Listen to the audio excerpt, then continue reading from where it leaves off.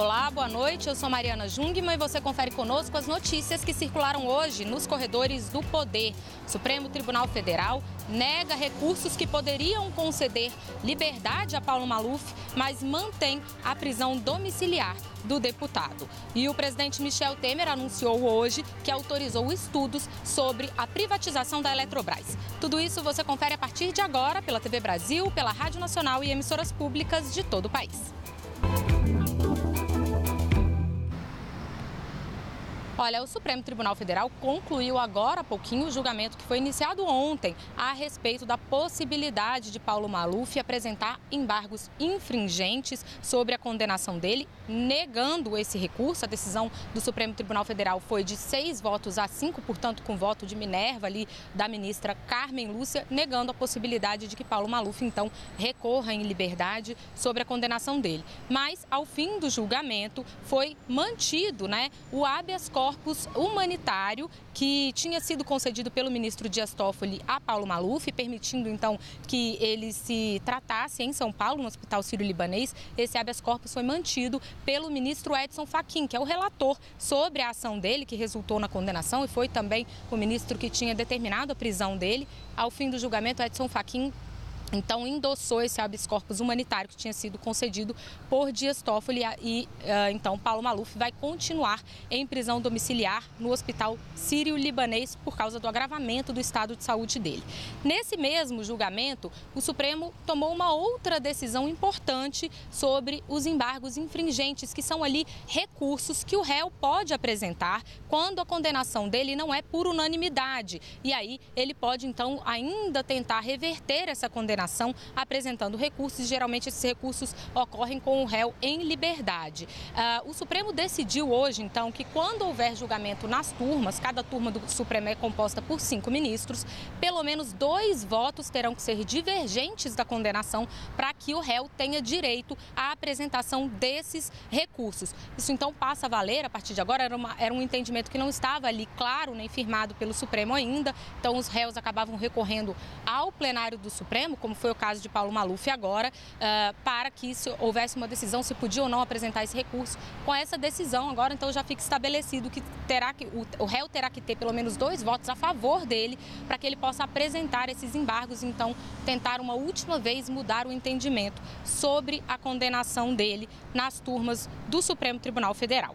Bom, a gente então segue no nosso noticiário de hoje. Eu falo agora com Jéssica Gonçalves. A gente segue falando com a Jéssica lá nos estúdios da Rádio Nacional sobre decisões judiciais hoje importantes, né, Jéssica? Houve decisão sobre o caso de José Dirceu no Tribunal Regional Federal da 4ª Região, né? Boa noite. Oi, Mariana, boa noite a você, boa noite a todos. Pois é, o Tribunal Regional Federal da 4ª Região negou na tarde desta quinta-feira o recurso da defesa do ex-ministro José Dirceu e manteve a condenação dele por corrupção passiva, lavagem de dinheiro e pertinência à organização criminosa. O tribunal, que fica em Porto Alegre, é responsável pela Operação Lava Jato em segunda instância. A pena de 30 anos, 9 meses e 10 dias de prisão foi confirmada pelos desembargadores de forma unânime. Eles julgaram um recurso chamado embargo infringente. A defesa de Dirceu pedia que a pena fosse recalculada. Isso porque o ministro tinha sido condenado a 20 anos e 10 meses pela 13ª Vara Federal de Curitiba, mas teve o tempo de condenação aumentado pela 8ª turma do TRF4 em setembro do ano passado, no julgamento de sua apelação criminal. O processo trata de fraude em licitações e contratos de empreiteiras com a Petrobras a partir de 2005. O dinheiro desviado teria sido repassado para o grupo político de José Dirceu. O ex-ministro ainda pode recorrer da decisão por meio de embargos de declaração. Os advogados dele ainda não se pronunciaram sobre o resultado do julgamento. É com você, Mari.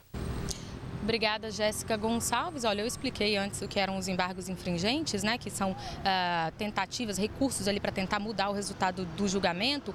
Os embargos de declaração que a Jéssica citou agora são embargos, são recursos em que o réu pede esclarecimentos maiores sobre a sentença que foi dada a ele. Bom, a gente segue falando também de Poder Judiciário, mas agora lá no Rio de Janeiro com Maurício de Almeida. Maurício, você tem informações aí para a gente, inclusive sobre um depoimento que o Sérgio Cabral ia prestar hoje aí no Rio, né? Boa noite. Olá, Mariana, boa noite. O ex-governador do Rio de Janeiro, Sérgio Cabral, prestou depoimento hoje na Justiça Federal do Rio de Janeiro, naquele inquérito que apura o uso abusivo de algemas na transferência de Cabral para um presídio lá no Paraná. O inquérito que foi aberto por determinação do ministro Gilmar Mendes. Cabral prestou depoimento por videoconferência e um juiz que é assessor de Gilmar Mendes fez as perguntas para o ex-governador do Rio de Janeiro. A Procuradora-Geral da República, Raquel Dodge, pediu o arquivamento desse inquérito, alegando que Gilmar Mendes quebrou a imparcialidade da Justiça, porque quando pediu a abertura do inquérito, já considerou que o uso das algemas foi abusivo. Mas, mesmo assim, o ministro Gilmar Mendes não atendeu o pedido do Ministério Público e manteve o inquérito e vai continuar apurando esse uso de algemas em Sérgio Cabral. Cabral já está retornando para o presídio de Bangu 8. O inquérito está sob sigilo de justiça, mas eu conversei com o advogado de Sérgio Cabral, que disse apenas que o uso dessas algemas em Sérgio Cabral foi uma maneira selvagem de tratar o cliente dele. Ainda falando sobre justiça, hoje o Tribunal Regional Federal do Rio de Janeiro também decidiu manter a prisão preventiva do ex-subsecretário de Administração Penitenciária do Estado, Marcos Lippe. Ele é acusado de participar daquele esquema de compras superfaturadas de refeições aqui nos presídios do Rio de Janeiro. Um esquema que seria coordenado também por Sérgio Cabral, que teria provocado um prejuízo de 23 milhões de reais para os cofres públicos. Mariana. Obrigada, Maurício de Almeida. E olha, hoje também, ainda aí nesse âmbito de notícias judiciárias, né, de notícias do Poder Judiciário, hoje o ministro Marco Aurélio Mello encaminhou para a presidente do Supremo Tribunal Federal uma nova ação declaratória de constitucionalidade a respeito da possibilidade de prisão após condenação em segunda instância. Aí a gente lembra, já existem duas ações desse tipo tramitando no Supremo e agora uma terceira ação dessas foi apresentada essa semana pelo Partido Comunista do Brasil, o PCdoB. Essa ação também foi direcionada então a Marco Aurélio Mello, que foi feito ali nela um pedido de liminar para que ele suspendesse todas as possibilidades de prisão após condenação em segunda instância enquanto a ação não fosse julgada, mas Marco Aurélio Mello não se manifestou a respeito dessa liminar e preferiu encaminhar então a ação direta para que a presidente Carmen Lúcia possa pautá-la se achar que deve fazer isso a presidente do Supremo Tribunal Federal. E aí, a gente lembra também que sobre outra ação dessas, né, então uma das três que está pendente no Supremo, havia uma expectativa de que hoje o partido, o PEN, se manifestasse, é um autor dessas ações, se manifestasse sobre ela. O PEN tinha apresentado uma ação desse tipo, mas aí, com todas as repercussões do caso do ex-presidente Lula, o partido tinha optado por tirar o advogado, Antônio Carlos de Almeida Castro, da ação e recuar sobre ela, porque entendeu que não queria ali associar esta ação a um eventual benefício específico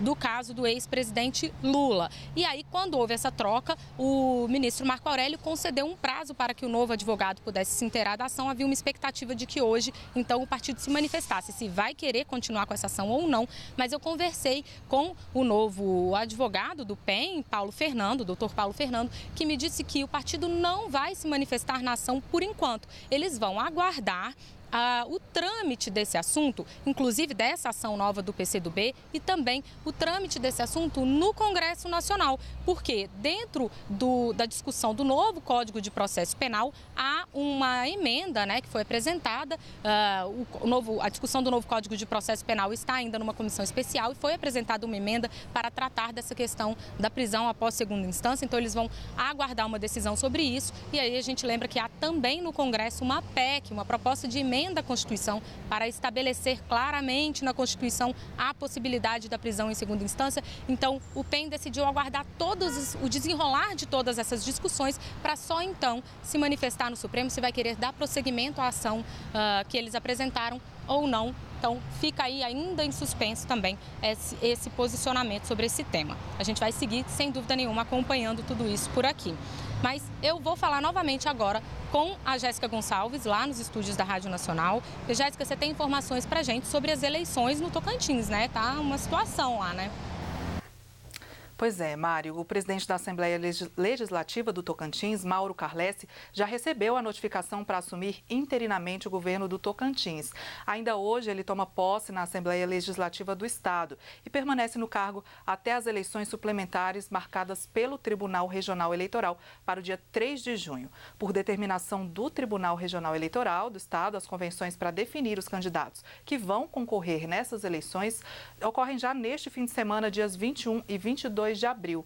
A decisão do TRE saiu na manhã de hoje, em reunião extraordinária da Corte, após a publicação do acórdão que determina a cassação do governador Marcelo Miranda e da vice Cláudia Leles. Na última terça-feira, por unanimidade, os ministros rejeitaram os recursos da defesa que buscavam discutir o conjunto de provas que levou o TSE a cassar os mandatos no fim de março. A defesa de Miranda já recorreu da cassação ao Supremo Tribunal Federal. O relator desse processo na Suprema Corte é o ministro Gilmar Mendes. Marcelo Miranda e Cláudia Leles foram afastados por ocorrência de Caixa 2 na campanha das eleições de 2014. Mariana. Obrigada, Jéssica Gonçalves. A gente passa agora, então, a falar sobre operações policiais. Primeiramente, a gente fala lá em São Paulo com a Vanessa Casalino. Vanessa, teve 2 operações aí hoje para tratar sobre fraudes em licitações, né? Boa noite.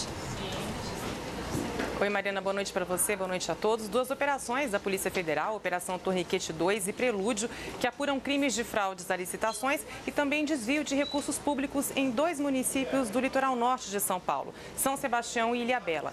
Foram cumpridos 14 mandados de busca e apreensão no litoral e em Minas Gerais. A Operação Torniquete começou em 2017 e constatou que 2 clínicas médicas poderiam ter sido favorecidas em contratos feitos pelo Hospital de Clínicas de São Sebastião e também pela Prefeitura.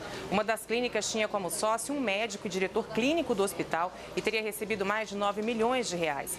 A outra clínica teria como sócio um também médico e servidor municipal, que prestava serviços e locava ambulâncias em condições desvantajosas para o serviço público. Já a Operação Prelúdio começou com a denúncia de que uma empresa teria sido beneficiada em contrato de mais de 13 milhões de reais, firmado com o município de Ilhabela, com dispensa de licitação para destinar resíduos de podas de árvores da construção civil. Mas essa destinação já vinha sendo feita por outra empresa que teve o contrato rescindido para dar lugar ao novo. Só que essa nova empresa não tem especialização nem licenciamento ambiental para esse tipo de atividade, Mariana.